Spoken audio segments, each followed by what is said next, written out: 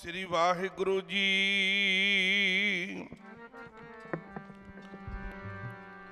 हम संतन की रेन प्यारे, हम संतन की सरना। संत हमारी ओट सताणी,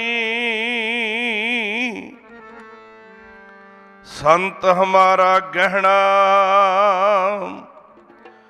सतगुर शब्द कमाए जिन, जीते पंच विकार।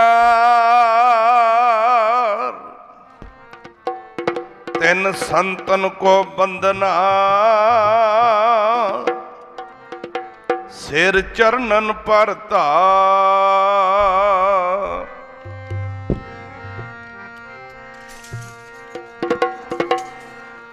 राम जपो, राम जपो जी ऐसे ऐसे। राम जपो, राम जपो, राम जपो जी ऐसे ऐसे। राम जपो, राम जपो, राम जपो जी ऐसे ऐसे। राम जपो, राम जपो, राम जपो जी ऐसे ऐसे। राम बोलो बच्चे, सारे बच्चे बोलो। वाह वाह।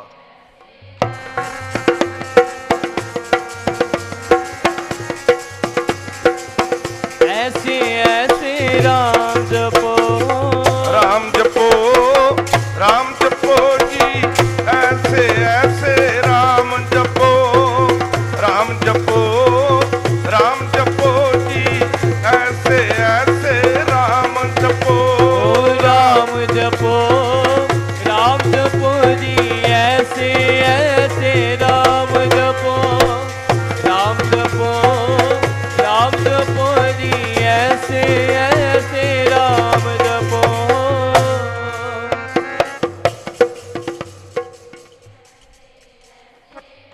वाह वाह।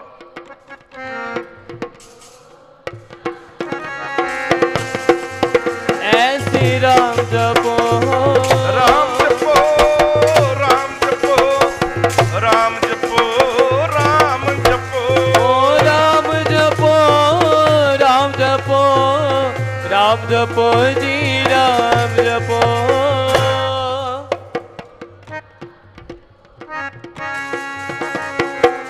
राम जपो,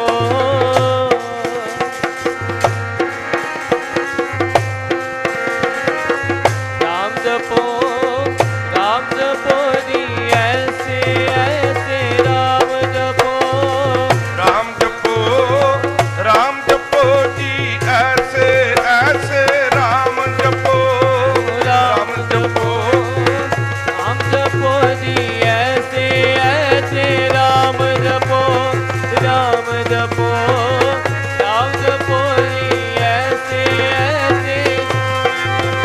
ओ राम जपो, राम जपो जी ऐसे ऐसे। राम जपो, राम जपो, राम जपो जी ऐसे ऐसे। राम जपो, ऐसे ऐसे। राम जपो, राम जपो जी ऐसे ऐसे। तू प्रहलाद जपयो हर जैसे। परम सत्कारयोग गुरु की साजी नवाजी साध संगत जीओ, आओ सब तो पहला शहीद पिता दे पुत्र, शहीद पुत्रां दे पिता चोजी प्रीतम कलगीधर पातशाह साहिबे कमाल अमृत के दाते धन श्री गुरु गोबिंद सिंह साहब महाराज तिन्हां दी बख्शिश फतेह दी सांझ करनी है। कोई भी रसना वांझी ना रवे।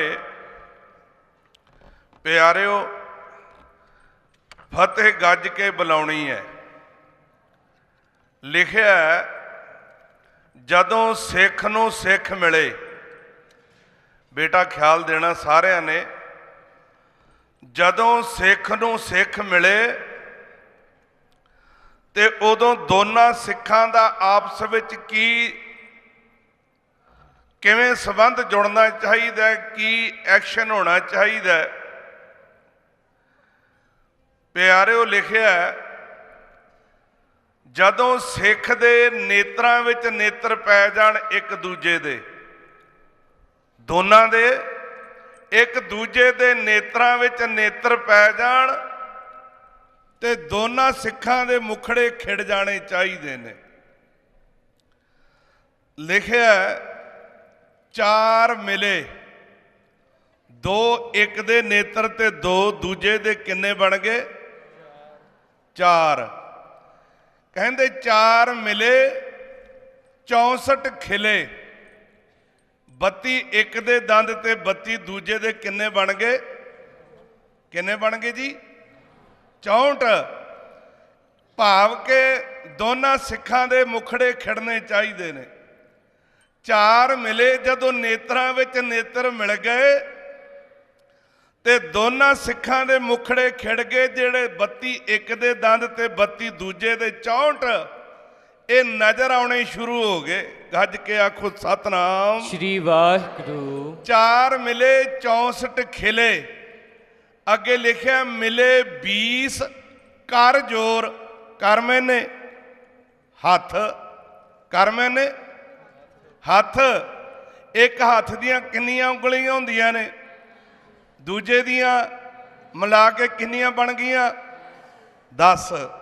ਤੇ ਦੋਨਾਂ ਦੇ ਹੱਥਾਂ ਦੀਆਂ ਮਿਲਾ ਕੇ ਕਿੰਨੀਆਂ ਬਣੀਆਂ? 20।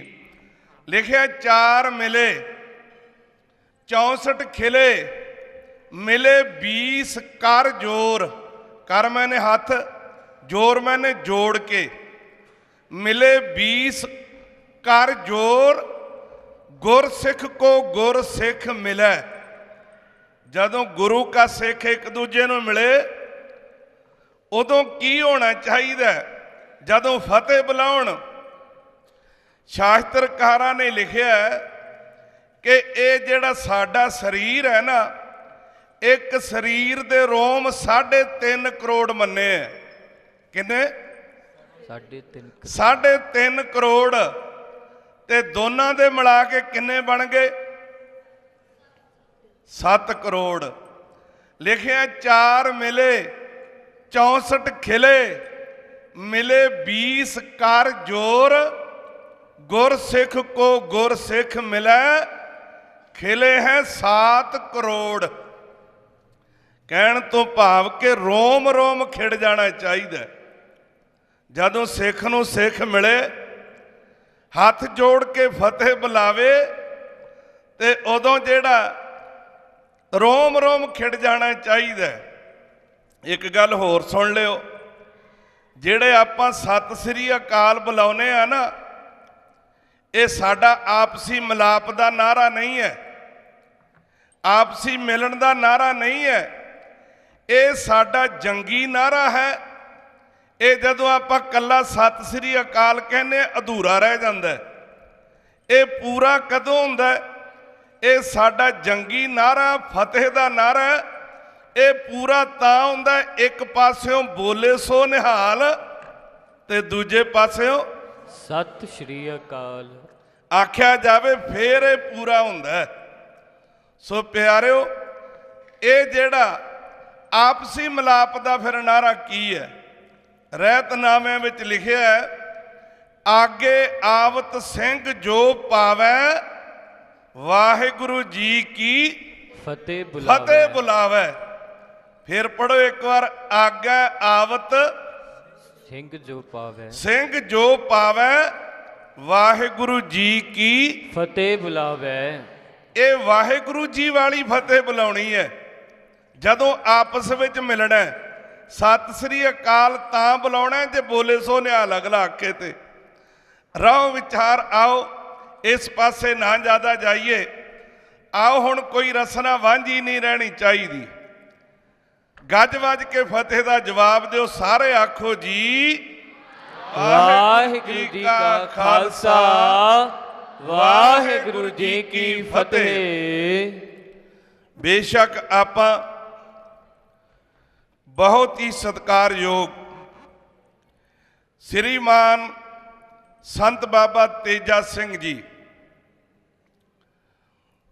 जिन्हां दा अज आपां दिहाड़ा मना रहे हैं, उन्हां दा दिहाड़ा मनाउण दा मतलब की है? ये मतलब है कि जो उन्होंने अपनी जिंदगी विच कीता है, जो उन्होंने जीवन जीविया है, उस दे मुताबक असी जीवन जीवीए ते तां ये दिन मनाउण दा लाभ है। आओ ये जिहड़ा आपां शब्द शुरू कीता किहड़ा पढ़िया सी भला?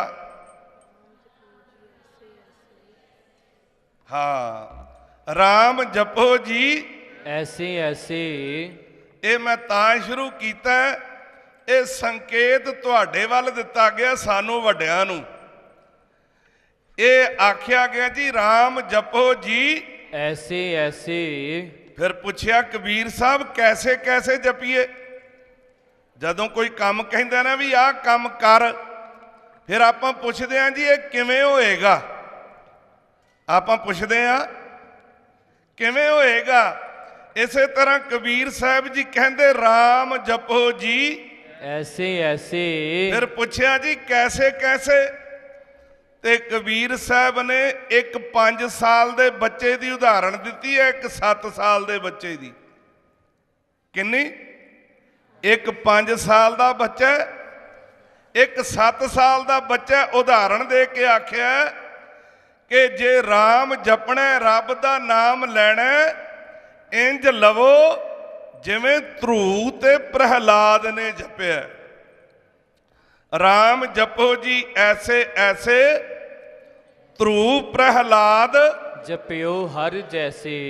फिर हुण सवाल एक होर पैदा हो गया, वो ये होया कि उन्होंने जपया किवें है? अपने सवाल पैदा होंदा है ना भी ये तो आख दिता गुरु ग्रंथ साहब महाराज जी दे विच भगत कबीर जी ने भी जिवें ध्रुव ते प्रहलाद ने जपया उस तरह तुसीं भी जपो। फिर इत्थे सवाल पैदा होंदा उन्होंने जपया किवें? जे ये पता करना पवे ते फिर पता लगेगा गुरु ग्रंथ साहब महाराज जी दी कुंजी ये भाई गुरदास दियां वारां ने। गुरु ग्रंथ साहब महाराज जी दी कुंजी भाई गुरदास जी दियां वारां ने। फिर भाई गुरदास जी नूं पुछिए महाराज, गुरु ग्रंथ साहब कहंदे ने भी राम रब दा नाम इंज लवो जिवें ध्रुव ते प्रहलाद ने लिया। आप दसो भी उन्होंने किवें लिया? फिर भाई गुरदास जी अपनी बाणी विच वार विच बड़ा स्पष्ट करके समझा रहे ने। कहंदे एक राजा होया जिहदा नाम उतानपद होया, राजे दा नाम। ओदियां 2 राणियां ने, एक दा नाम है सुनीति ते एक दा नाम है सुरुचि। जैसा नाम है वैसा ही उनका काम है। किवें? जेड़ा सरुचि उहनूं कहा जांदा है जिहदी स्वै विच रुचि होवे, दूजे दा कोई ख्याल ना करे, केवल अपना ही ख्याल करे, उहनूं स्वै रुचि कहा जांदा है भी अपने विच ही रुचि रखदा, दूजे दे कोई ख्याल नहीं। ते सुनीति ये नीति तो बनया। सुनीति का मतलब नीति हो गया, एक कुनीति हुंदा है, एक सुनीति हुंदा है। जिहड़ी शुभ नीति होवे उहनूं सुनीति आख्या गया। एक दा नाम सुरुचि है जिहड़ी स्वै विच रुचि रखदी है, ते दूजी दा नाम सुनीति है। ओदी नीत बड़ी साफ है, पर जिहड़ी सुरुचि है उहने राजे नूं अपने वस विच कीता होया ते सुनीति नूं अपने घर विचों कढ़िया होया, बाहर महलां तों घर बना के दिता होया। कहंदे दोनां दा एक एक पुत्तर है। जिहड़ी सुनीति है इहदे पुत्तर दा नाम ध्रुव है ਤੇ ਜਿਹੜੀ ਸਰੂਚੀ ਹੈ ਉਹਦੇ ਪੁੱਤਰ ਦਾ ਨਾਮ ਉੱਤਮ ਹੈ। ਤੇ ਕਹਿੰਦੇ ਇੱਕ ਦਿਨ ਭਾਈ ਗੁਰਦਾਸ ਜੀ ਲਿਖਦੇ ਨੇ, ਕਹਿੰਦੇ ਇੱਕ ਦਿਨ ਸੁਨੀਤੀ ਦਾ ਪੁੱਤਰ ਧਰੂ ਬਾਹਰ ਜਿੱਥੇ ਰਹਿ ਰਿਹਾ ਆਪਣੀ ਮਾਂ ਦੇ ਨਾਲ, ਉਥੋਂ ਸਾਥੀਆਂ ਦੇ ਨਾਲ ਖੇਡਦਾ ਖੇਡਦਾ ਕਹਿੰਦੇ ਮਹਿਲਾਂ ਵਿੱਚ ਆਇਆ ਤੇ ਰਾਜੇ ਨੇ ਆਪਣੇ ਪੁੱਤਰ ਨੂੰ ਹੱਸਦੇ ਨੂੰ ਵੇਖ ਕੇ ਗੋਦੀ 'ਚ ਬਿਠਾ ਲਿਆ। ਪੌੜੀ ਸ਼ੁਰੂ ਹੁੰਦੀ ਹੈ, ਭਾਈ ਗੁਰਦਾਸ ਜੀ ਕਹਿੰਦੇ ਧਰੂ ਹੱਸਦਾ ਘਰ ਆਇਆ, ਧਰੂ ਹੱਸਦਾ ਘਰ ਆਇਆ। ਅੱਗੇ ਲਿਖਿਆ ਕਰ ਪਿਆਰ ਪਿਓ ਕੁੱਛੜ ਲੀਤਾ। ਕੁੱਛੜ ਨਾਮ ਗੋਦੀ ਦਾ, ਜਿਵੇਂ ਬੱਚੇ ਨੂੰ ਬਿਠਾਉਂਦੇ ਨੇ ਗੋਦੀ ਵਿੱਚ। ਕਹਿੰਦੇ ਧਰੂ ਨੂੰ ਪਿਤਾ ਨੇ ਆਪਣੀ ਗੋਦੀ ਵਿੱਚ ਬਿਠਾ ਲਿਆ। ਧਰੂ ਹੱਸਦਾ ਘਰ ਆਇਆ, ਕਰ ਪਿਆਰ ਪਿਓ ਕੁੱਛੜ ਲੀਤਾ। ਅੱਗੇ ਪਤਾ ਕੀ ਹੈ, ਕਹਿੰਦੇ ਜਿਹੜੀ ਸਰੂਚੀ ਹੈ ਇਹਦੀ ਮਤਰੇਈ ਮਾਂ ਹੈ, ਉਹ ਆਈ ਹੈ ਤੇ ਉਹਨੇ ਵੇਖਿਆ ਕਿ ਸੁਨੀਤੀ ਦਾ ਪੁੱਤਰ ਧਰੂ ਅੱਜ ਰਾਜੇ ਦੀ ਗੋਦੀ ਵਿੱਚ ਬੈਠਾ, ਕੱਲ ਨੂੰ ਰਾਜਾ ਇਹਨੂੰ ਰਾਜ ਭਾਗ ਦੇ ਦੇਗਾ। ਬੜੇ ਕ੍ਰੋਧ ਵਿੱਚ ਆਈ ਹੈ, ਧਰੂ ਨੂੰ ਬਾਂਹ ਤੋਂ ਫੜਿਆ, ਬਾਂਹ ਝੰਜੋੜੀ ਹੈ, ਮਰੋੜ ਕੇ ਬਾਂਹ ਮੋਹਰਾਂ ਪਿੱਛੇ ਲਾ ਕੇ ਤੇ ਚਪੇੜਾਂ ਮਾਰੀਆਂ ਨੇ 5-4। ਭਾਈ ਗੁਰਦਾਸ ਜੀ ਲਿਖਦੇ ਨੇ ਧਰੂ ਹੱਸਦਾ ਘਰ ਆਇਆ, ਕਰ ਪਿਆਰ ਪਿਓ ਕੁੱਛੜ ਲੀਤਾ, ਬਾਹੋਂ ਪਕੜ ਉਠਾ ਲਿਆ, ਮਨ ਵਿੱਚ ਰੋਸ ਮਤਰੇਈ ਕੀਤਾ। ਮਤਰੇਈ ਮਾਂ ਨੇ ਰੋਸ ਕੀਤਾ। ਤੇ ਕਹਿੰਦੇ ਜਿਹੜਾ ਧਰੂ ਹੈ ਇਹ ਰੋਂਦਾ ਰੋਂਦਾ ਮਹਿਲਾਂ ਚੋਂ ਆ ਗਿਆ। ਨਾਲੇ ਉਹ ਜਿਹੜੀ ਸੁਰੀਚੀ ਹੈ ਉਹਨੇ ਇਹ ਗੱਲ ਆਖੀ ਹੈ, ਜੇ ਰਾਜੇ ਦੀ ਗੋਦੀ ਵਿੱਚ ਬਹਿਣਾ ਸੀ ਤੇ ਮੇਰੇ ਕੁੱਖੋਂ ਜਨਮ ਲੈਣਾ ਸੀ। ਤੇ ਪਿਆਰਿਓ, ਜਦੋਂ ਇਹ ਆਪਣੀ ਮਾਂ ਕੋਲ ਆਇਆ, ਪਹਿਲਾਂ ਤਾਂ ਥੋੜਾ ਜਿਹਾ ਘੱਟ ਰੋਇਆ, ਤੇ ਜਦੋਂ ਆਪਣੀ ਮਾਂ ਕੋਲ ਆਇਆ, ਭਾਈ ਗੁਰਦਾਸ ਜੀ ਕਹਿੰਦੇ ਬੜੇ ਵੱਡੇ ਵੱਡੇ ਹਟਕੋਰੇ ਲੈ ਕੇ ਰੋਣ ਲੱਗ ਪਿਆ। ਡੱਡੋ ਲਿੱਕਾ ਮਾਂ ਪੁੱਛੈ। ਡੱਡੋ ਲਿੱਕੇ ਦਾ ਮਤਲਬ ਹਟਕੋਰੇ ਲੈ ਕੇ ਰੋਣਾ। ਕਈ ਵਾਰ ਬੱਚਾ ਜਦੋਂ ਬਾਹਰੋਂ ਆਵੇ, ਕਈ ਵਾਰ ਚੁੱਪ ਕਰਕੇ ਆ ਜਾਂਦਾ ਤੇ ਆਉਂਦਾ ਮਾਂ ਦੇ ਗਲ ਨਾਲ ਲੱਗ ਕੇ ਰੋਣ ਲੱਗ ਪੈਂਦਾ। ਮਾਂ ਨੂੰ ਪਤਾ ਲੱਗ ਜਾਂਦਾ ਕਿ ਇਹਨੂੰ ਕਿਸੇ ਨੇ ਘੂਰਿਆ, ਇਹਨੂੰ ਕਿਸੇ ਨੇ ਮਾਰਿਆ, ਮੰਦਾ ਚੰਗਾ ਬੋਲਿਆ। ਤੇ ਜਦੋਂ ਰੋਇਆ ਤੇ ਮਾਂ ਪੁੱਛਦੀ ਵੇ ਬੇਟਾ ਤੂੰ ਕਿਉਂ ਰੋਨਾ? ਤੇ ਅੱਗੋਂ ਜਿਹੜਾ ਧਰੂ ਹੈ ਕਹਿਣ ਲੱਗਾ ਮਾਂ ਮੈਂ ਰੋਨਾ ਆ, ਮੇਰੀ ਇੱਕ ਗੱਲ ਦਾ ਜਵਾਬ ਦੇ। ਕਹਿੰਦੀ ਕੀ? ਕਹਿੰਦੀ ਇਹ ਦੱਸ ਤੂੰ ਰਾਜੇ ਦੀ ਰਾਣੀ ਹੈ ਕਿ ਸੇਵਾਦਾਰਨੀ ਗੋਲੀ ਹੈ? ਜਿਹੜਾ ਧਰੂ ਹੈ ਨਾ ਆਪਣੀ ਮਾਂ ਨੂੰ ਪੁੱਛ ਰਿਹਾ, ਬੇਟੇ ਸਾਰੇ ਗੱਜ ਵੱਜ ਕੇ ਬੋਲਿਆ ਕਰੋ।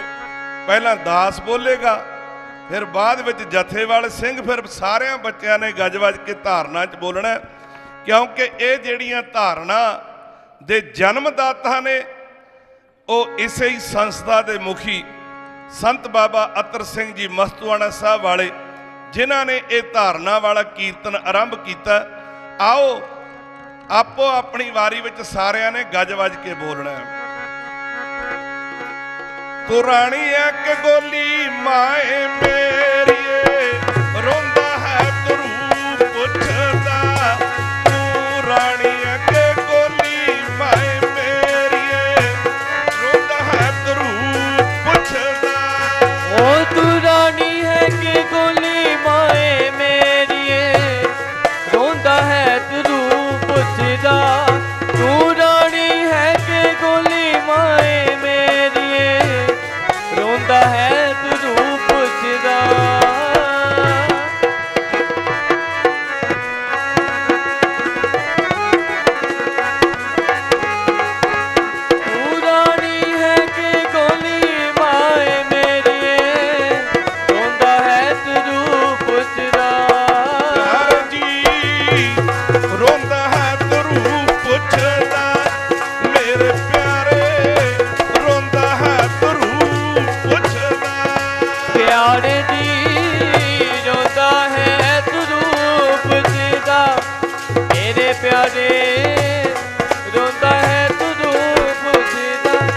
प्यारे जियो रोंदा है तरू पुछदा, मेरे प्यारे रोंदा है तरू पुछदा।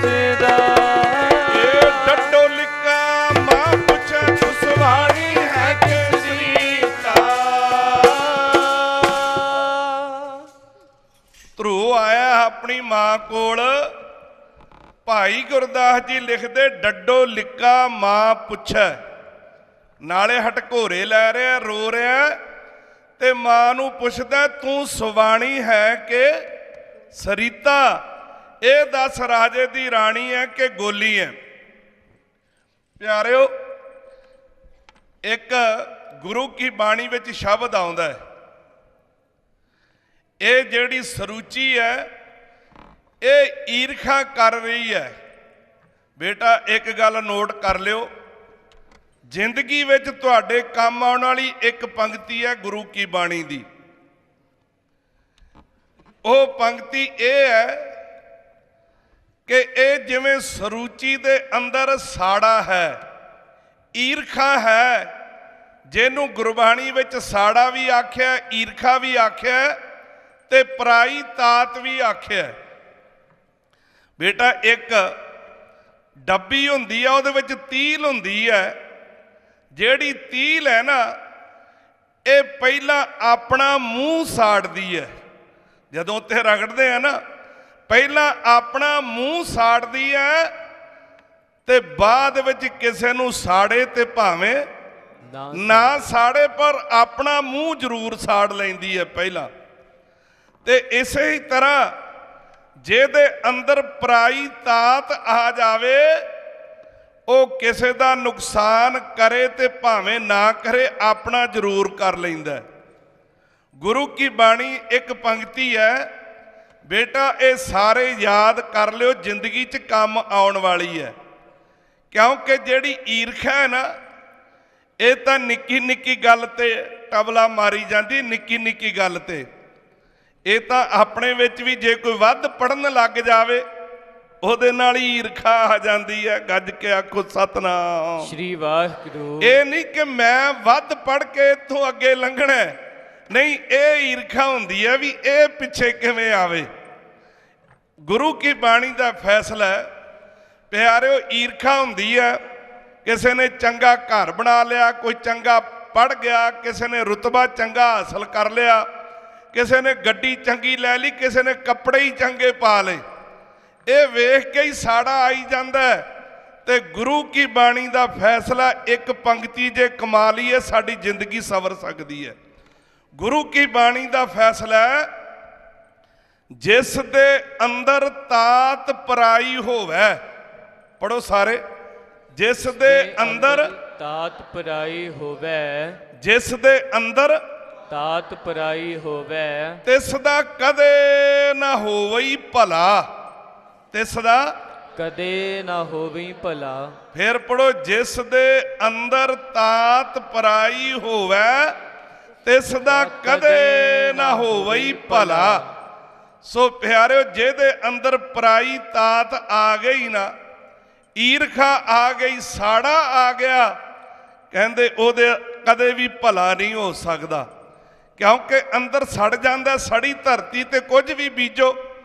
हिरोशिमा नागासाकी आपां वेखो विचार करके आपां सुनते हैं, वो धरती सड़ी है, हाले तक उत्थे कोई फसल नहीं हुई। ते जे साडा हिरदा सड़ गया ईरखा नाल ਤੇ ਇੱਥੇ ਵੀ ਚੰਗੇ ਗੁਣ ਪੈਦਾ ਨਹੀਂ ਹੋਣਗੇ। ਸੋ ਪਿਆਰਿਓ, ਗੁਰੂ ਕੀ ਬਾਣੀ ਦਾ ਫਿਰ ਸਵਾਲ ਪੈਦਾ ਹੋ ਗਿਆ ਵੀ ਇਸ ਈਰਖਾ ਤੋਂ ਬਚਿਆ ਕਿਵੇਂ ਜਾਏ, ਇਸ ਪਰਾਈ ਤਾਤ ਤੋਂ ਬਚਿਆ ਕਿਵੇਂ ਜਾਏ। ਬਚਣ ਦਾ ਸਾਧਨ ਜਿੱਥੇ ਤੁਸੀਂ ਬੈਠੇ ਹੈ ਨਾ, ਇਹ ਸਭ ਤੋਂ ਵੱਡਾ ਸਾਧਨ ਹੈ। ਗੁਰੂ ਕੀ ਬਾਣੀ ਦਾ ਫੈਸਲਾ ਹੈ। ਪੰਜਵੇਂ ਗੁਰੂ ਅਰਜਨ ਦੇਵ ਜੀ ਕਹਿੰਦੇ ਆ, ਬਿਸਰ ਗਈ ਸਭ ਤਾਤ ਪਰਾਈ। ਕਦੋਂ? ਜਬ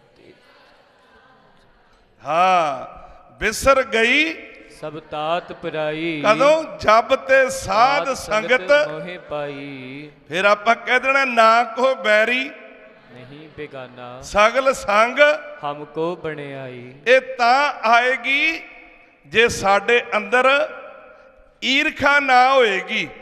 ਇੱਕ ਗੱਲ ਹੋਰ ਪਿਆਰਿਓ, ਬੇਸ਼ੱਕ ਆਪਾਂ ਧਰਮੀ ਅਖਵਾਉਨੇ ਆ।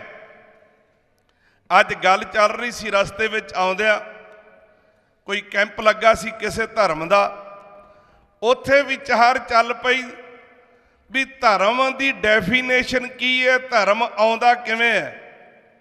ਤੇ ਦਾਸ ਨੇ ਬੇਨਤੀ ਕੀਤੀ, ਜਿਹੜਾ ਧਰਮ ਹੈ ਨਾ, ਇਹ ਆਉਂਦਾ ਮਨੁੱਖਤਾ ਦੇ ਵਿੱਚੋਂ ਹੈ। ਜਿਹਦੇ ਅੰਦਰ ਮਨੁੱਖਤਾ ਨਹੀਂ, ਹਿਊਮੈਨਿਟੀ ਨਹੀਂ, ਉਹਦੇ ਅੰਦਰ ਕਦੇ ਵੀ ਧਰਮ ਨਹੀਂ ਹੋ ਸਕਦਾ। ਮਨੁੱਖਤਾ ਦਾ ਭਾਵ ਇਹ ਹੈ ਕਿ ਜੇ ਦੂਜੇ ਦਾ ਦਰਦ ਤੁਹਾਨੂੰ ਆਪ ਨੂੰ ਮਹਿਸੂਸ ਹੋ ਰਿਹਾ ਹੈ ਨਾ, ਤੇ ਸਮਝ ਲਓ ਵੀ ਤੁਹਾਡੇ ਵਿੱਚ ਮਨੁੱਖਤਾ ਆ ਗਈ ਹੈ। ਕਿਉਂ? ਜੇ ਆਪਣੇ ਇੱਕ ਹੱਥ ਤੇ ਸੱਟ ਲੱਗੇ, ਸਾਰੇ ਸਰੀਰ ਨੂੰ ਪਤਾ ਲੱਗ ਜਾਂਦਾ ਹੈ।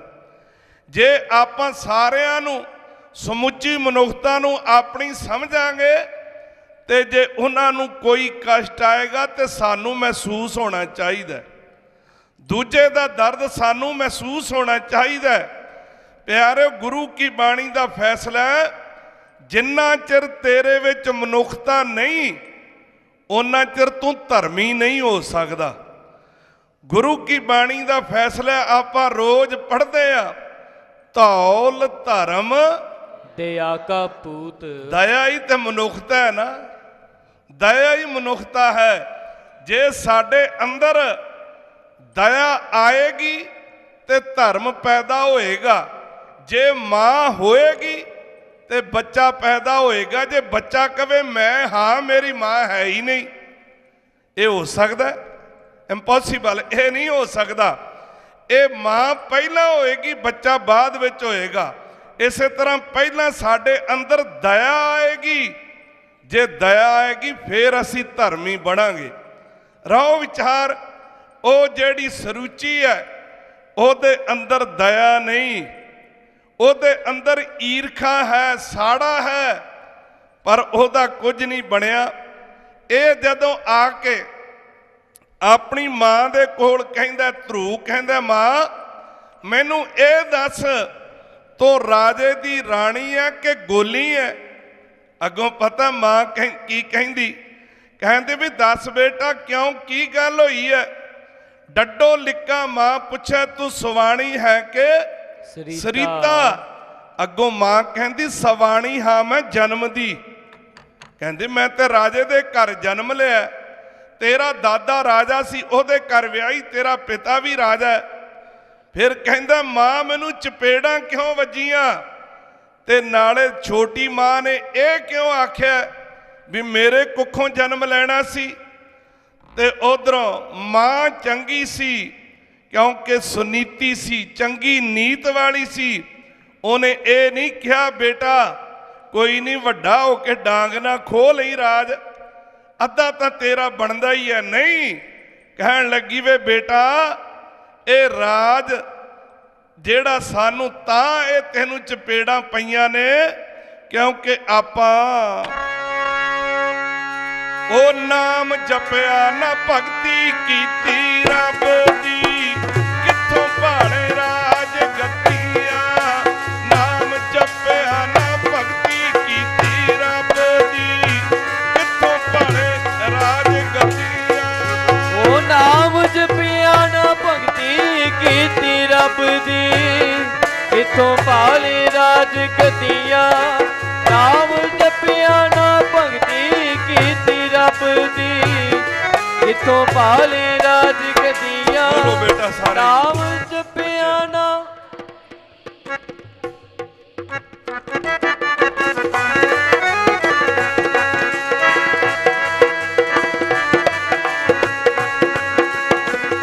ਕਿਥੋਂ ਪਾਲੇ ਰਾਜ ਗਤੀਆਂ। ਪਿਆਰੇ ਜੀ ਕਿੱਥੋਂ ਭਾਲੇ ਰਾਜ ਗਤੀਆਂ, ਮੇਰੇ ਪਿਆਰੇ ਕਿੱਥੋਂ ਭਾਲੇ ਰਾਜ ਗਤੀਆਂ। ਪਿਆਰੇ ਜੀ ਕਿਥੋਂ ਪਾਲੇ ਰਾਜ ਗਤੀਆਂ, ਮੇਰੇ ਪਿਆਰੇ ਕਿਥੋਂ ਪਾਲੇ ਰਾਜ ਗਤੀਆਂ। ਪਿਆਰੇ ਜੀਓ ਕਿਥੋਂ ਪਾਲੇ ਰਾਜ ਗਤੀਆਂ, ਮੇਰੇ ਪਿਆਰੇ ਕਿਥੋਂ ਪਾਲੇ ਰਾਜ ਗਤੀਆਂ। ਨਾਮ ਜਪਿਆ ਨਾ ਭਗਤੀ ਕੀਤੀ ਰੱਬ ਦੀ, ਕਿੱਥੋਂ ਭਾਲੇ ਰਾਜ ਗਤੀਆਂ। ਨਾਮ ਜਪਿਆ ਨਾ ਭਗਤੀ ਕੀਤੀ ਰੱਬ ਦੀ, ਕਿੱਥੋਂ ਭਾਲੇ ਰਾਜ ਗਤੀਆਂ। ਨਾਮ ਜਪਿਆ ਨਾ ਭਗਤੀ ਕੀਤੀ ਰੱਬ ਦੀ, ਕਿਥੋਂ ਪਾਲੇ ਰਾਜ ਗਤੀਆਂ। ਨਾਮ ਜਪਿਆ ਨਾ ਭਗਤੀ ਕੀਤੀ ਰੱਬ ਦੀ, ਕਿਥੋਂ ਪਾਲੇ ਰਾਜ ਗਤੀਆਂ। ਨਾਮ ਜਪਿਆ ਨਾ ਭਗਤੀ ਕੀਤੀ ਰੱਬ ਦੀ, ਕਿਥੋਂ ਪਾਲੇ ਰਾਜ ਗਤੀਆਂ। ਨਾਮ ਜਪਿਆ ਨਾ ਭਗਤੀ ਕੀਤੀ ਰੱਬ ਦੀ, ਕਿਥੋਂ ਪਾਲੇ ਰਾਜ ਗਤੀਆਂ। ਸਾਵਾਣੀ ਹਾਂ ਮੈਂ ਜਨਮ ਦੀ, ਨਾਮ ਨ ਭਗਤੀ ਕਰਮ ਦ੍ਰਿੜੀਤਾ।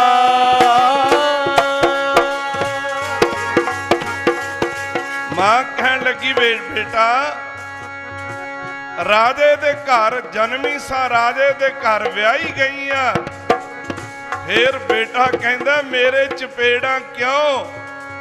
ਕਹਿੰਦੀ ਵੇ ਬੇਟਾ ਨਾਮ ਨਾ ਭਗਤੀ ਕਰਮ ਦ੍ਰਿੜੀਤਾ। ਕਰਮ ਦ੍ਰਿੜੀਤਾ। ਕਹਿੰਦੇ ਆਪਾਂ ਭਗਤੀ ਨਹੀਂ ਕੀਤੀ। ਗੱਜ ਕੇ ਆਖੋ ਸਤਨਾਮ ਸ੍ਰੀ ਵਾਹਿਗੁਰੂ। ਲਿਖਿਆ ਤਪ ਤਾਪਨ ਤੇ ਬਹੁਤ ਤੇਜ ਵੱਡਾ।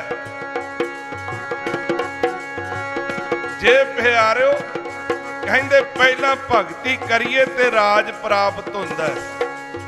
ਤਪੋਂ ਰਾਜ, ਤਪ ਕਰਕੇ ਰਾਜ ਪ੍ਰਾਪਤ ਹੋ ਜਾਂਦਾ। ਫਿਰ ਰਾਜੇ ਪਾਪ ਕਮਾਉਂਦੇ, ਉਲਟੀ ਵਾੜ ਖੇਤ ਕੋ ਖਾਈ। ਜਦੋਂ ਇੰਜ ਕਰਦੇ ਨੇ ਨਾ ਫਿਰ ਰਾਜੋਂ ਨਰਕ।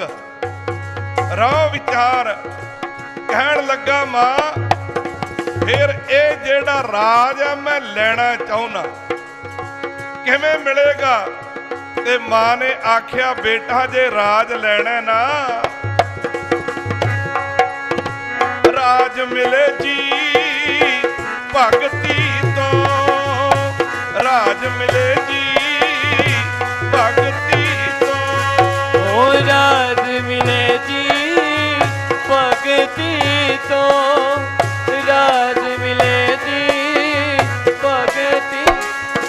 ਪਿਆਰੇ ਰਾਜ ਮਿਲੇ ਜੀ ਭਗਤੀ ਤੋਂ, ਓ ਰਾਜ ਮਿਲੇ ਜੀ ਭਗਤੀ ਤੋਂ। ਓ ਰਾਜ ਮਿਲੇ ਜੀ ਭਗਤੀ ਤੋਂ, ਰਾਜ ਮਿਲੇ ਜੀ ਭਗਤੀ ਤੋਂ, ਓ ਰਾਜ ਮਿਲੇ ਜੀ ਭਗਤੀ ਤੋਂ। ਕਿਸ ਉਤਮ ਤੇ ਰਾਜ ਮਿਲੈ, ਸਤਿਗੁਰੂ ਤੇ ਸਭ ਹੋਵਨ ਮੀਤਾ। ਪਰਮੇਸ਼ਰ ਆਰਾਧਿਆ, ਜਿਤੂ ਹੋਈਐ ਪਤਿ ਪੁਨੀਤਾ। ਮਾਂ ਕਹਿਣ ਲੱਗੀ ਬੇਟਾ ਕਹਿੰਦਾ ਮਾਂ ਕਿਸ ਉਦਮ ਤੇ ਰਾਜ ਮਿਲੇ। ਰਾਜ ਮਿਲੇ। ਕਹਿੰਦਾ ਕੀ ਕਰਾਂ ਤੇ ਮੈਨੂੰ ਰਾਜ ਮਿਲੇ? ਤੇ ਅੱਗੋਂ ਮਾਂ ਕਹਿੰਦੀ ਆ ਪਰਮੇਸ਼ਰ ਆਰਾਧੀਐ। ਕਹਿੰਦੇ ਰੱਬ ਦੀ ਭਗਤੀ ਕਰੀਏ ਤੇ ਤਾਂ ਰਾਜ ਮਿਲਣਾ। फिर कहन लगा मां मैनू दे छुट्टी मैं जावां भगती करन। ये सतयुग के समय की गल है। उस समय जंगलों च जाके तपस्या करया करते सन। कहन लगे मां मैनू दे छुट्टी, ते मां दा मोह जागया। कहन लगी बेटा तू हले बच्चा वड्डा होके भगती कर लई। इंज करदियां करदियां रात पै गई। मां पुत दोवें लम्मे पए ने। मां नू नींद आ गई है ते पुत्र नू नींद नहीं आ रही। कदे छोटी मां दियां चपेड़ां याद आउंदियां ने ते कदे वड्डी मां दी ਇਹ गल कई याद आउंदी है कि जे राज लेना ते भगती करनी पवेगी। प्यारिओ फिर लिखिया अद्धी रात जदों होई मां सौ गई। ध्रू उठिया मां दियां कीतियां परकरमा ते मां नू मत्था टेक के कहन लगा मां लगा तो मैं गलती करना, तेरे हुक्म तो बगैर चलिया, मैनू माफ करी। ते प्यारिओ इन्नी गल कह के मत्था टेक के ते भाई गुरदास जी कहंदे ध्रू जेड़ा भगती करन वास्ते चल पिया। ओ मन हो के बैरागी उठ चलिया भगती कमाउण वास्ते। मन हो के बैरागी उठ चलिया भगती कमाउण वास्ते। ओ मन हो के बैरागी उठ चलिया भगती कमाउण वास्ते। मन हो के बैरागी उठ बोलो बेटा चलिया सारे। भगती कमाउण वास्ते। वाह वाह।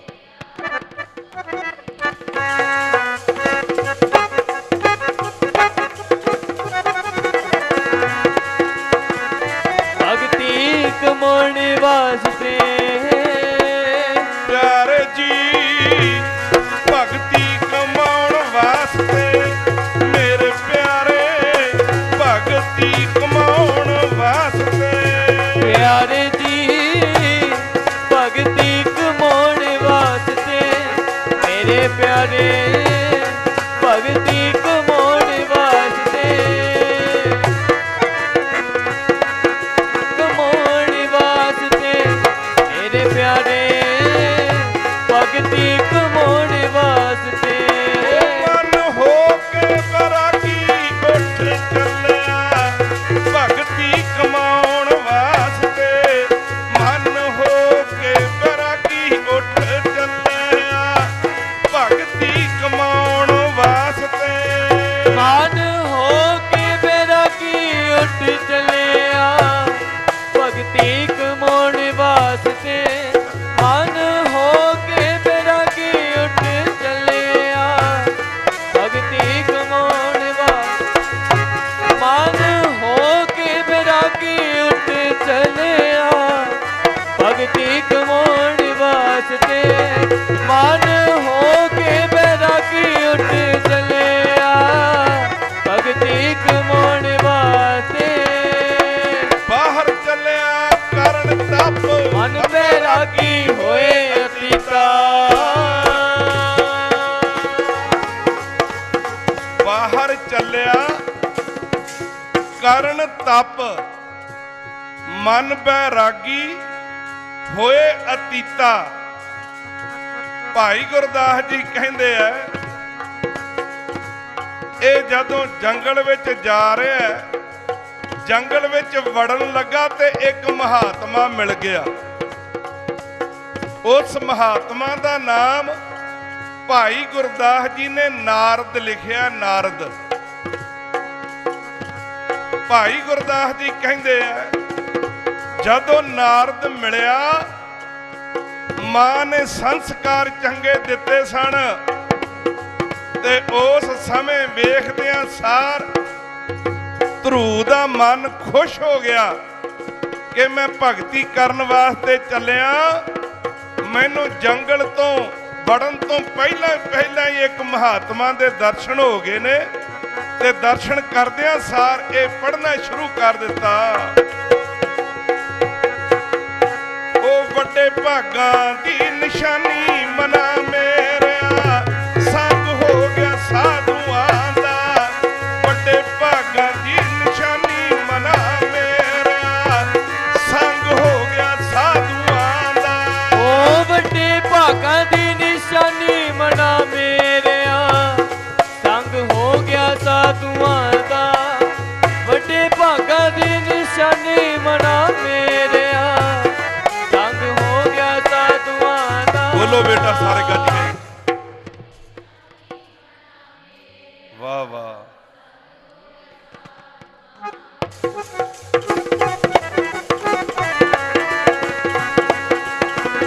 ਸੰਗ ਹੋ ਗਿਆ ਸਾਧੂਆਂ ਦਾ। ਪਿਆਰਿਓ ਇਹ ਵੱਡਿਆਂ ਭਾਗਾਂ ਦੀ ਨਿਸ਼ਾਨੀ ਹੈ। ਆਪ ਖਾਸ ਕਰਕੇ ਬੱਚਿਆਂ ਦੇ ਬਹੁਤੇ ਵੱਡੇ ਭਾਗ ਨੇ।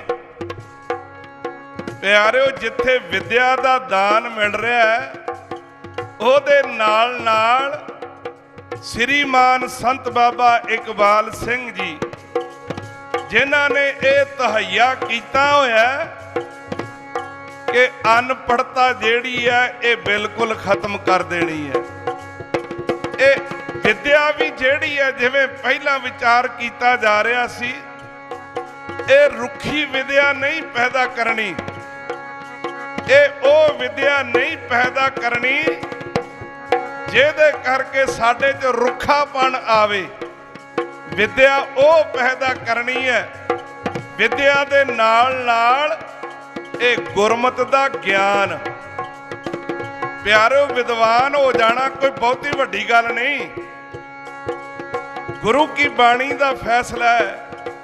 ਬੰਦੇ ਬੜੇ ਬੜੇ ਪੜ੍ਹ ਜਾਂਦੇ ਨੇ, ਬੜੇ ਬੜੇ ਗੁਣੀ ਨੇ, ਪਰ ਜਿਨ੍ਹਾਂ ਨੂੰ ਆਹ ਚੀਜ਼ ਨਾ ਮਿਲੇ ਤੇ ਲਿਖਿਆ ਆਪਾਂ ਰੋਜ਼ ਰਹਿ ਰਾਸ ਸਾਹਿਬ ਪੜ੍ਹਦੇ ਆ ਹਰ ਬਿਸਰਤ ਤੇਰੇ ਗੁਣ ਗਲਿਆ ਗਲਿਆ। ਜਿੰਨੇ ਮਰਜ਼ੀ ਗੁਣ ਹੋ ਜਾਣ ਜੇ ਆਹ ਚੀਜ਼ ਨਾਲ ਨਹੀਂ ਤੇ ਕਹਿੰਦੇ ਤੇਰੇ ਗੁਣ ਵੀ ਗਲ ਜਾਣਗੇ, ਕਿਸੇ ਕੰਮ ਨਹੀਂ ਆਉਣੇ। ਆਪ ਭਾਗਾਂ ਵਾਲੇ ਹੋ, ਮਹਾਂਪੁਰਖਾਂ ਦੀ ਸੰਗਤ ਵਿੱਚ ਰਹਿ ਕੇ ਵਿਦਿਆ ਪ੍ਰਾਪਤ ਕਰ ਰਹੇ ਹੋ। ਉਧਰੋਂ ਨਾਰਦ ਨੇ ਛੋਟਾ ਬੱਚਾ ਵੇਖਿਆ ਤੇ ਆਖਿਆ ਬੇਟਾ ਇਹ ਤੂੰ ਸਵੇਰੇ ਸਵੇਰੇ ਜੰਗਲ 'ਚ ਕਿੱਧਰ ਨੂੰ ਤੇ ਨਾਲੇ ਕਿਹਦਾ ਪੁੱਤਰ ਹੈ? ਕਹਿਣ ਲੱਗਾ ਜੀ ਮੈਂ ਉਤਾਨਪਦ ਰਾਜੇ ਦਾ ਪੁੱਤਰ ਆ। ਫਿਰ ਕਹਿੰਦੇ ਜੰਗਲ 'ਚ ਕਿੱਧਰ ਚੱਲੇ? ਕਹਿਣ ਲੱਗੇ ਮਹਾਰਾਜ ਮੇਰੀ ਮਤਰੇਈ ਮਾਂ ਨੇ ਮੈਨੂੰ ਚਪੇੜਾਂ ਮਾਰੀਆਂ ਤੇ ਮੇਰੀ ਜਿਹੜੀ ਮਾਂ ਹੈ ਉਹ ਕਹਿੰਦੀ ਹੈ ਤੈਨੂੰ ਤਪ ਕਰਨਾ ਪਵੇਗਾ ਤਾਂ ਰਾਜ ਮਿਲੇਗਾ। ਮੈਂ ਤਾਂ ਘਰ ਛੱਡ ਕੇ ਆਇਆ ਕਿ ਮੈਨੂੰ ਮਤਰੇਈ ਮਾਂ ਨੇ ਚਪੇੜਾਂ ਮਾਰੀਆਂ ਨੇ।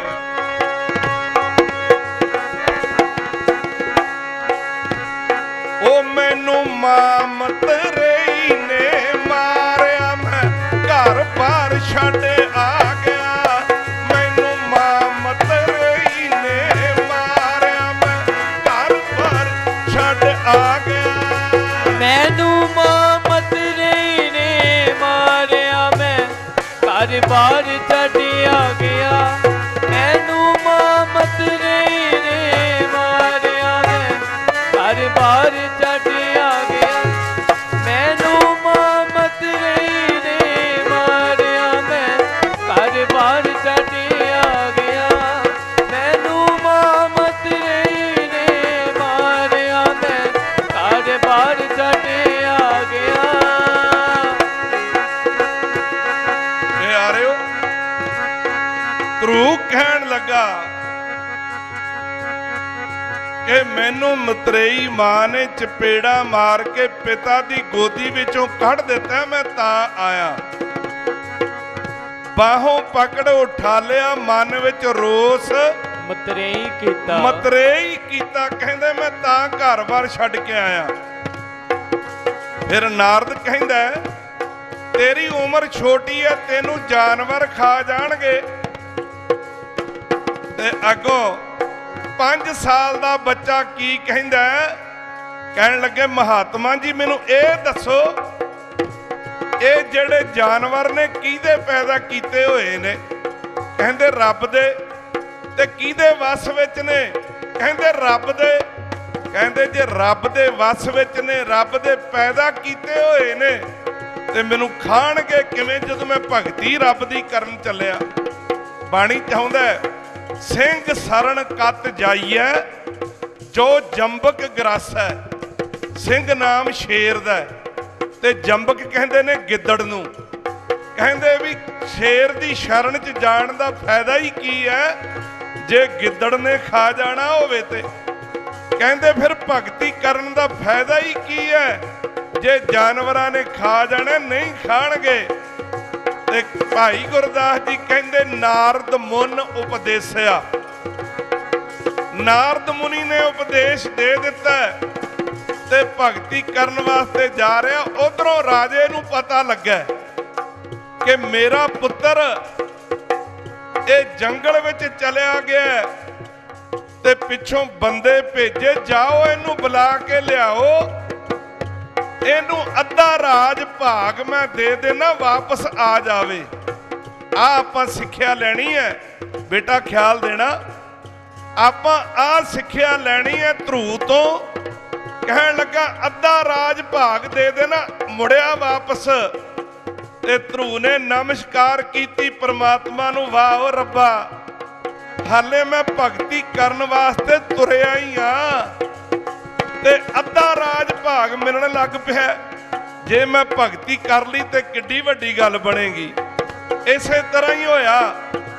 फिर भेजिया सिपाही, जदों वापस आए फिर भेजिया, जाओ ओनू कह सारा राज भाग ले लै, वापस आ जा। कहन लगा हुण तां मैं भगती करके ही आवांगा, हुण तां सारा राज जो मर्जी दे दिओ, आपां आ गल लैनी है। कई बार पता की हुंदा, आपां दाते कोलों दातां मंगदे आ ते जदों दात प्राप्त हो जाती है ना, फिर दात प्यारी विसरिया दातारा, दाते नूं भुल ही जाईदा। ते जेड़ा दाते नूं भुल जांदा फिर वो दुनिया विच रुल जांदा। रहो विचार। सो प्यारिओ इहने फिर भगती कीती है। भगती करदियां करदियां कहंदे भगवान प्रगट हो गए ने। ते भगवान प्रगट हो के इहनूं कहंदे भी दस की लैणा, तेनों राज दे दिए, सिर फेर दिते नहीं, तेनों इंद्रपुरी दा राज कहंदे नहीं, जे तू आखे तेनों मुक्त कर दईए। इउं भगवान हाथ जोड़ के ध्रुव दे कोल खड़ा होया, ए कह रहा कि दस तेनू की चाहिदा है। ओ जे तू आखे तां बना दिया राजा दुनिया दा, मन चाहुंदा ले ले मुक्ति। जे तू आखे तां बना दिया राजा दुनिया दा, मन चाहुंदा ले ले मुक्ति। जे तू आखे तां बना दिया राजा दुनिया दा, मन चाहुंदा ले ले मुक्ति। जे तू आखे तां बना दिया राजा दुनिया दा, मन चाहुंदा ले ले मुक्ति। जे तू आखे तां बना दिया राजा।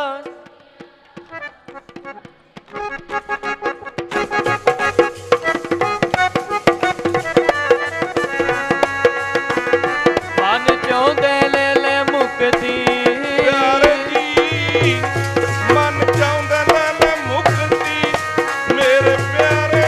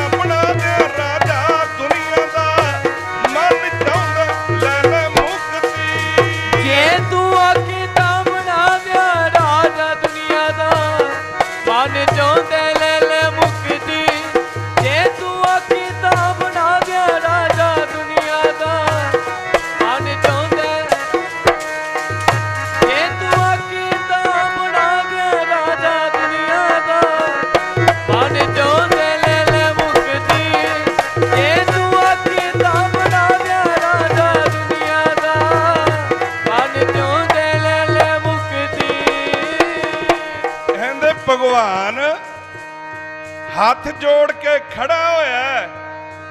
ਕਹਿੰਦੇ ਮੰਗ ਕੀ ਚਾਹੀਦਾ, ਦੁਨੀਆ ਦਾ ਰਾਜਾ ਬਣਾ ਦਿਆਂ। ਧਰੂ ਕਹਿੰਦਾ ਨਹੀਂ।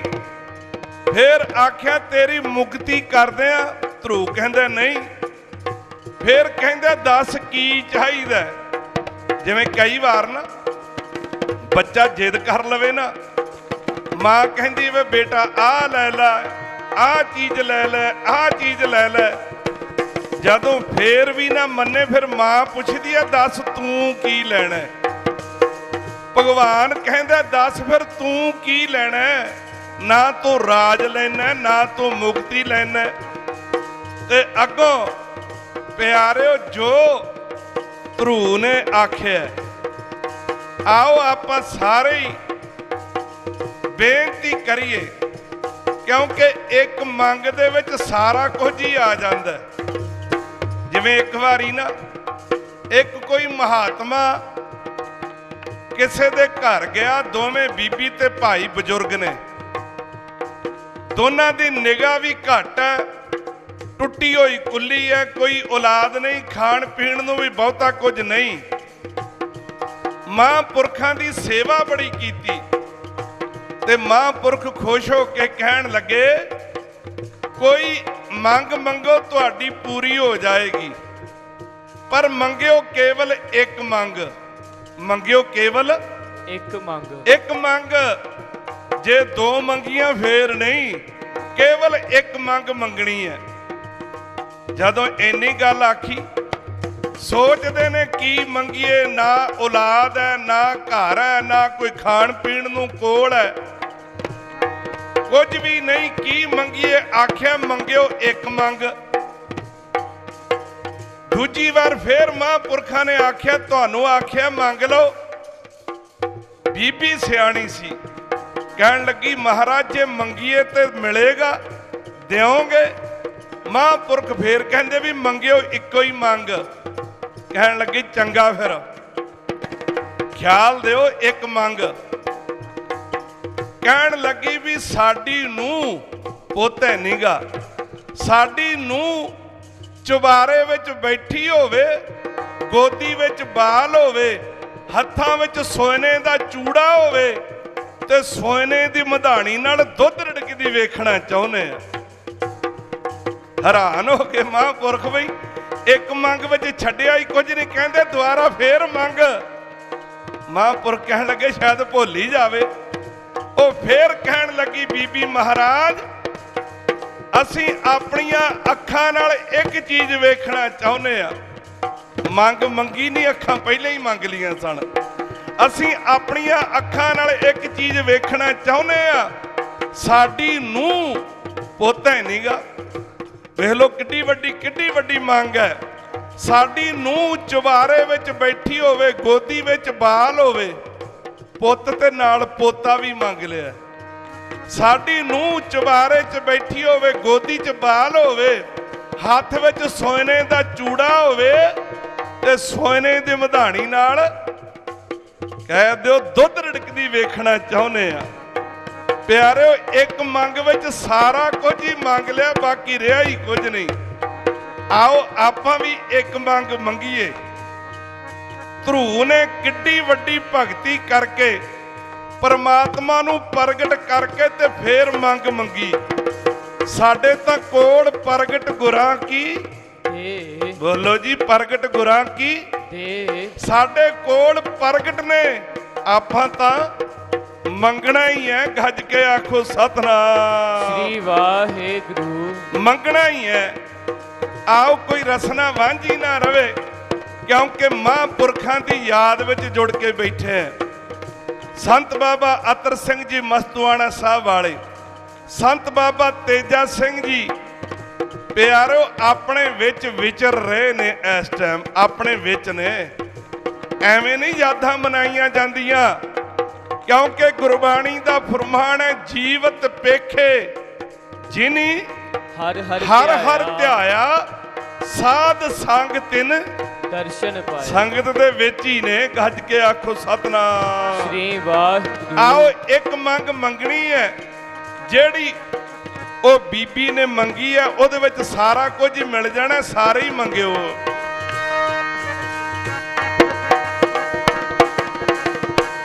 ਮੈਂ ਤਾਂ ਰਾਜ ਮੁਕਤ ਨਹੀਂ ਚਾਹੁੰਦਾ, ਪ੍ਰੀਤੀ ਦੇ ਚਰਨਾਂ ਦੀ।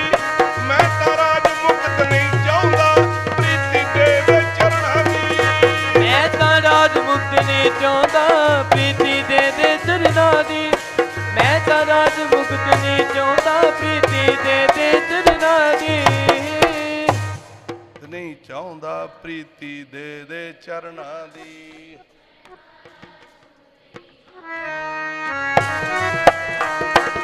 ਪ੍ਰੀਤੀ ਦੇ ਚਰਨਾਂ ਦੀ, ਪ੍ਰੀਤੀ ਦੇ ਚਰਨਾਂ ਦੀ। ਪ੍ਰੀਤੀ ਦੇ ਚਰਨਾਂ ਦੀ, ਪ੍ਰੀਤੀ ਦੇ ਚਰਨਾਂ ਦੀ।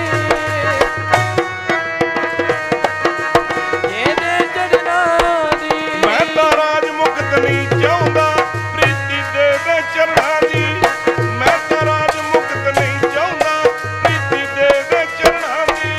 ਮੈਂ ਤਾਂ ਰਾਜ ਮੁਕਤ ਨਹੀਂ ਚਾਹੁੰਦਾ, ਪ੍ਰੀਤੀ ਦੇ ਚਰਨਾਂ ਦੀ। ਮੈਂ ਤਾਂ ਰਾਜ ਮੁਕਤ ਨਹੀਂ ਚਾਹੁੰਦਾ, ਪ੍ਰੀਤੀ ਦੇ ਚਰਨਾਂ ਦੀ।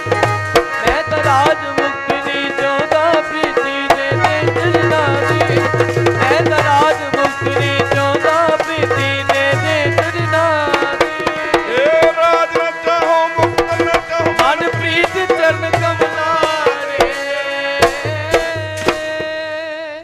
ਰਾਜ ਨਾ ਚਾਹੋ, ਮੁਕਤ ਨਾ ਚਾਹੋ, ਮੁਕਤ ਨਾ ਚਾਹੋ, ਮਨ ਪ੍ਰੀਤ ਚਰਨ ਕਮਲਾਰੇ। ਪਿਆਰੇ ਮਹਾਂਪੁਰਖਾਂ ਨੂੰ ਆਖੀਦਾ, ਮਹਾਰਾਜ ਸਾਡੇ ਘਰ ਚਰਨ ਪਾਇਓ। ਤੇ ਕੱਲੇ ਚਰਨ ਤਾਂ ਨਹੀਂ ਜਾਂਦੇ, ਮਹਾਂਪੁਰਖ ਨਾਲ ਹੀ ਜਾਂਦੇ ਨੇ ਨਾ, ਕੱਲੇ ਚਰਨ ਤਾਂ ਨਹੀਂ ਨਾ ਜਾਂਦੇ। ਤੇ ਇਸੇ ਤਰ੍ਹਾਂ ਜਦੋਂ ਉਹਦੀ ਪ੍ਰੀਤੀ ਮੰਗ ਲਈ ਤੇ ਉਹ ਵੀ ਨਾਲ ਹੀ ਆ ਜਾਣਾ। ਗੱਜ ਕੇ ਆਖੋ ਸਤਨਾਮ ਸ਼੍ਰੀ ਵਾਹਿਗੁਰੂ। ਸੋ ਪਿਆਰਿਓ, ਆਓ ਮਹਾਂਪੁਰਖਾਂ ਦੀ ਯਾਦ ਮਨਾ ਰਹੇ ਹਾਂ, ਜੋ ਧਰੂ ਤੋਂ ਆਪਾਂ ਸਿੱਖਿਆ ਕੀ ਲੈਣੀ ਹੈ ਕਿ ਬੇਸ਼ੱਕ ਭਾਵੇਂ ਸਾਰਾ ਕੁਝ ਮਿਲ ਜਾਵੇ, ਪਰ ਰੱਬ ਦਾ ਚੇਤਾ ਨਹੀਂ ਭੁੱਲਣਾ ਚਾਹੀਦਾ। ਇੱਕ ਸ਼ਬਦ ਆਪਾਂ ਪੜ੍ਹਦੇ ਹਾਂ, ਵਿਣ ਤੁਧ ਹੋਰ ਜੇ ਮੰਗਣਾ ਸਿਰ ਦੁੱਖਾਂ ਕੇ ਦੁੱਖ। ਇਹਦਾ ਮਤਲਬ ਇਹਨਾਂ ਕੋਲ ਮੰਗਣਾ ਨਹੀਂ ਚਾਹੀਦਾ ਕੁਝ।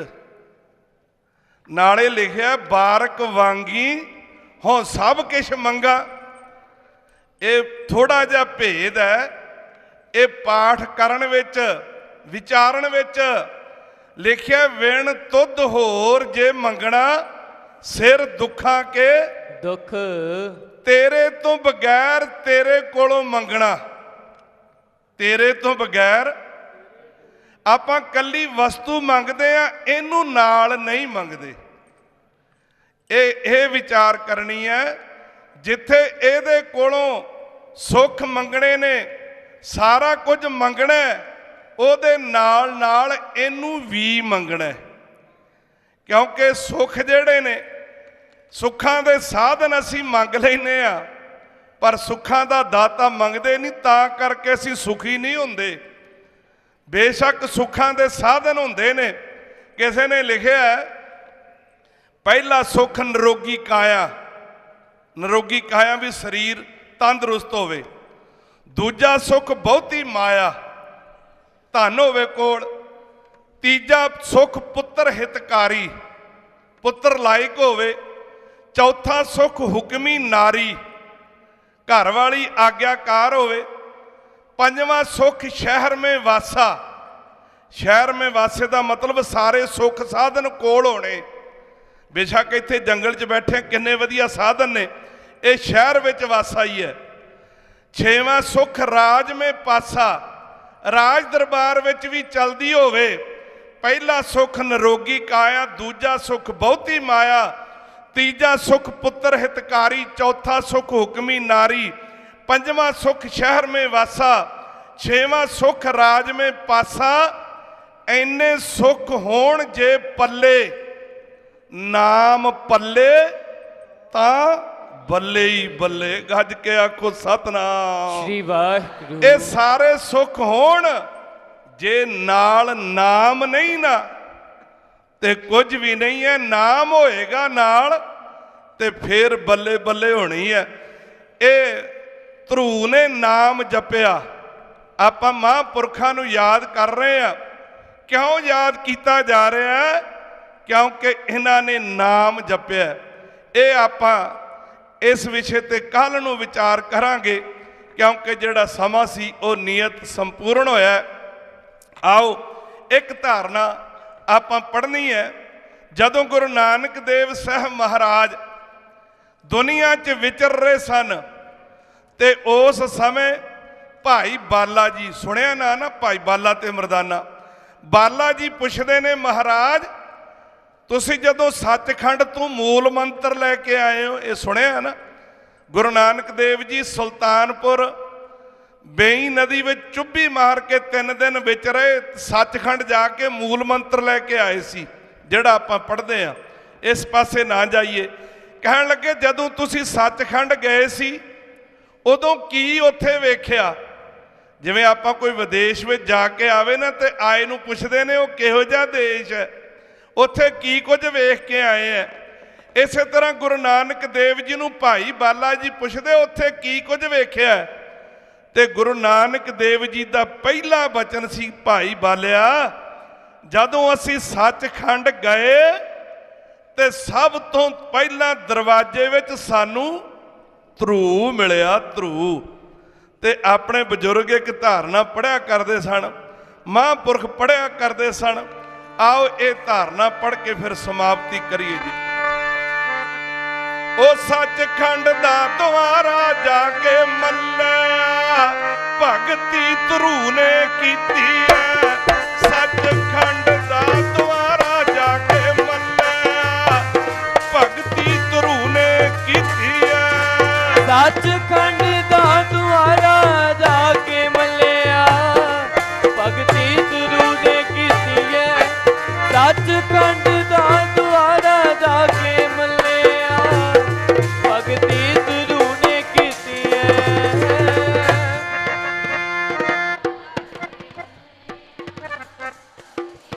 ਵਾਹ ਵਾਹ।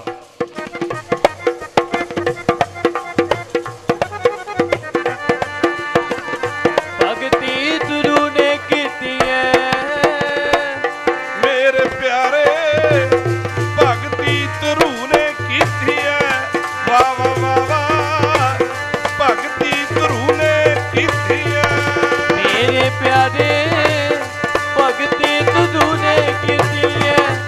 ਵਾਹ ਵਾਹ ਵਾਹ ਵਾਹ, ਭਗਤੀ ਧਰੂ ਨੇ ਕੀਤੀ। ਪਿਆਰੇ ਜੀਓ ਭਗਤੀ ਧਰੂ ਨੇ ਕੀਤੀ ਹੈ। ਮੇਰੇ ਪਿਆਰੇ ਭਗਤੀ ਧਰੂ ਨੇ ਕੀਤੀ ਹੈ। ਇਹ ਸੱਚਖੰਡ ਵਸੈ ਨਿਰੰਕਾਰ, ਘਰ ਘਰ ਵੇਖੇ ਨਦਰ ਨਿਹਾਲ। ਆਓ ਅੱਜ ਆਪਾਂ 2 ਗੱਲਾਂ ਗ੍ਰਹਿਣ ਕਰਨੀਆਂ ਨੇ। ਕਿੰਨੀਆਂ ਬੇਟਾ? 2। ਕਿਹੜੀਆਂ ਕਿਹੜੀਆਂ ਭਲਾ ਦੱਸੋ? ਹਾਂ ਬਿਲਕੁਲ ਠੀਕ ਆ ਬੇਟਾ। ਈਰਖਾ ਨਹੀਂ ਕਰਨੀ, ਤੇ ਇੱਕ ਜਦੋਂ ਕੋਈ ਚੀਜ਼ ਮਿਲ ਜਾਵੇ ਦਾਤੇ ਨੂੰ ਭੁੱਲਣਾ ਨਹੀਂ। ਇਹ ਸਥਾਨ ਤੁਹਾਡਾ ਵਿਦਿਆ ਦਾਤਾ ਹੈ, ਇਹ ਸਥਾਨ ਨੂੰ ਭੁੱਲਣਾ ਨਹੀਂ। ਇਸੇ ਤਰ੍ਹਾਂ ਭਗਵਾਨ ਨੂੰ, ਗੁਰੂ ਗ੍ਰੰਥ ਸਾਹਿਬ ਨੂੰ ਭੁੱਲਣਾ ਨਹੀਂ, ਜਿਹਨੇ ਸਭ ਕੁਝ ਦਿੱਤਾ। ਸੋ ਕਿਉ ਬਿਸਰੈ ਜਿਨ ਸਭ ਕਿਛ ਦਿਆ। ਸੋ ਆਓ ਪਿਆਰਿਓ, ਗੁਰੂ ਕਿਰਪਾ ਕਰੇ, ਬਖਸ਼ਿਸ਼ ਕਰੇ, ਰਹਿਮਤ ਕਰੇ ਤੁਹਾਡੇ ਸਾਰਿਆਂ ਦੇ ਹਿਰਦਿਆਂ ਵਿੱਚ। ਇਹ ਜੋ ਗੁਰੂ ਕਾ ਉਪਦੇਸ਼ ਹੈ, ਬਿਸਰ ਗਈ ਸਭ ਤਾਤ ਪਰਾਈ, ਜਬ ਤੇ ਸਾਧ ਸੰਗਤ ਮੋਹੇ ਭਾਈ। ਦੁਨੀਆ ਦੀਆਂ ਲੜਾਈਆਂ ਸਾਰੀਆਂ ਖਤਮ ਹੋ ਜਾਂਦੀਆਂ ਨੇ ਜੇ ਇੱਕੋ ਹੀ ਪੰਕਤੀ ਕਮਾ ਲਵੇ ਸਾਰੀ ਦੁਨੀਆ। ਕਿਹੜੀ? ਵਿਸਰ ਗਈ ਸਭ ਤਾਤ ਪਰਾਈ, ਜਬ ਤੇ ਸਾਧ ਸੰਗਤ ਮੋਹਿ ਪਾਈ। ਨਾ ਕੋਈ ਬੈਰੀ ਨਹੀਂ ਬੇਗਾਨਾ, ਸਗਲ ਸੰਗ ਹਮਕੋ ਬਣਾਈ। ਫਿਰ ਲੜਾਈ ਕਾਹਦੀ ਰਹਿ ਗਈ ਪਿੱਛੇ? ਆਓ ਆਪਸ ਵਿੱਚ ਪਿਆਰ ਨਾਲ ਰਹਿਣਾ। ਗੁਰੂ ਕਿਰਪਾ ਕਰੇ, ਅਸੀਂ ਉੱਥੇ ਗੁਰਮਤਿ ਅਕੈਡਮੀ ਬਾਰਨ ਪਟਿਆਲੇ ਖੋਲ੍ਹੀ ਹੋਈ ਹੈ। ਜਦੋਂ ਸਾਡੇ ਕੋਲ ਬੱਚਾ ਕੋਈ ਦਾਖਲ ਹੁੰਦਾ ਹੈ ਨਾ, ਉਹਨੂੰ ਅਸੀਂ 4 ਸੱਸੇ ਦਿੰਦੇ ਆ। ਕਿੰਨੇ? 4 ਸੱਸੇ। मैं कहना ਉਹਨੇ ਜੇ ਜ਼ਿੰਦਗੀ ਵਿੱਚ ਕਾਮਯਾਬ ਹੋਣਾ ਚਾਰ ਸੱਸੇ ਹੋਣ ਕਮਾ ਲਓ ਤੇ ਪੰਜਵਾਂ ਸੱਸਾ ਤੁਹਾਨੂੰ ਆਪੇ ਬਾਅਦ ਵਿੱਚ ਮਿਲ ਜਾਣਾ। ਕਿਹੜਾ? ਸੇਵਾ, ਸਿਮਰਨ, ਸਿੱਖਣਾ ਤੇ ਸਾਧ ਸੰਗ। ਚਾਰ ਸੱਸੇ ਕਿਹੜਾ ਕਿਹੜਾ? ਸੇਵਾ, ਸਿਮਰਨ, ਸਿੱਖਣਾ ਤੇ ਸਾਧ ਸੰਗ ਕਰਨੀ। ਇਹ ਚਾਰ ਸੱਸੇ ਨੇ। ਜਿਨ੍ਹਾਂ ਨੇ ਇਹ ਚਾਰ ਸੱਸੇ ਕਮਾ ਲਏ ਤੇ ਪੰਜਵਾਂ ਸੱਸਾ ਸੁੱਖ ਉਹਨੂੰ ਆਪੇ ਹੀ ਮਿਲ ਜਾਣਾ ਹੈ। ਗੱਜ ਕੇ ਆਖੋ ਸਤਨਾਮ ਸ਼੍ਰੀ ਵਾਹਿਗੁਰੂ। ਆਓ ਤੁਸੀਂ ਵੀ ਇਹ ਚਾਰ ਸੱਸੇ ਜ਼ਰੂਰ ਕਮਾਉਣੇ ਨੇ। ਸੋ ਗੁਰੂ ਕਿਰਪਾ ਕਰੇ, ਕਿਉਂਕਿ ਤਿੰਨ ਕੋ ਕਿਆ ਉਪਦੇਸ਼ੀ ਹੈ ਜਿਨ ਗੁਰੂ ਨਾਨਕ ਦਿਓ। ਵੈਸੇ ਸਾਡਾ ਕੋਈ ਉਪਦੇਸ਼ ਕਰਨਾ ਨਹੀਂ ਬਣਦਾ। ਜਿੱਥੇ ਐਡੇ ਵੱਡੇ ਮਹਾਂਪੁਰਖ ਸੰਤ ਬਾਬਾ ਇਕਬਾਲ ਸਿੰਘ ਜੀ, ਬਾਬਾ ਕਾਕਾ ਜੀ ਦਵਿੰਦਰ ਸਿੰਘ ਜੀ ਅਤੇ ਜਿੰਨੇ ਵੀ ਸਾਰੀ ਸੰਗਤ ਹੈ, ਮਹਾਂਪੁਰਖਾਂ ਦੇ ਜਿੰਨੇ ਵੀ ਸੇਵਾਦਾਰ ਨੇ, ਇਹ ਸਾਰੇ ਹੀ ਬਹੁਤ ਸਤਿਕਾਰਯੋਗ ਨੇ। ਸੋ ਕਾਕਾ ਦਵਿੰਦਰ ਸਿੰਘ ਜੀ ਬਾਬਾ ਜੀ ਵੱਲੋਂ ਹੁਕਮ ਹੋਇਆ ਸੀ ਦਰਸ਼ਨ ਕਰਨ ਦਾ। ਸੋ ਆਪ ਜੀ ਦੇ ਦਰਸ਼ਨ ਕੀਤੇ ਨੇ। ਸੋ ਇੱਕੋ ਮੇਰੀ ਬੇਨਤੀ, ਇਹ ਚਾਰ ਸੱਸੇ ਤੇ ਪਹਿਲੀਆਂ ਦੋ ਗੱਲਾਂ ਇਹ ਨੋਟ ਕਰ ਲੈਣੀਆਂ। ਇਹ ਦੋ ਗੱਲਾਂ, ਈਰਖਾ ਨਹੀਂ ਕਰਨੀ ਤੇ ਦੂਜਾ ਦਾਤ ਪ੍ਰਾਪਤ ਕਰਕੇ ਦਾਤੇ ਨੂੰ ਭੁੱਲਣਾ ਨਹੀਂ। ਤੇ ਚਾਰ ਸੱਸੇ ਯਾਦ ਰੱਖਣੇ।